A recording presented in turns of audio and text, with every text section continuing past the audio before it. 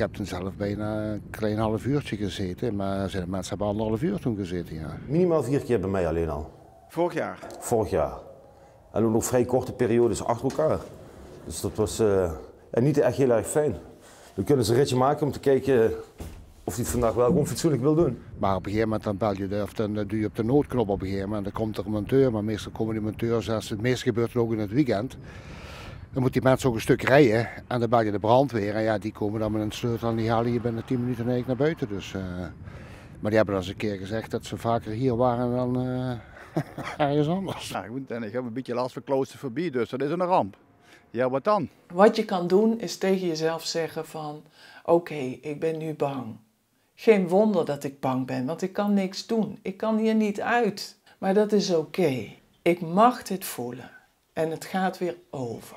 En als je dat tegen jezelf gaat zeggen, dan is het alsof je als een liefhebbende ouder tegen een kind praat. En dan wordt jouw emotionele systeem, die wordt eigenlijk gerustgesteld. En die gaat wat minder hard werken. Zolang die stil blijft staan en alles blijft rustig, vind ik het minder eng.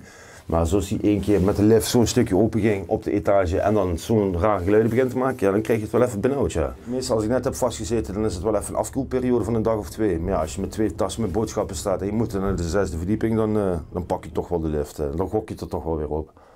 Nou, volgens mij is het goed gegaan. Volgens mij ook. Even kijken, ja. Ja, we zijn er.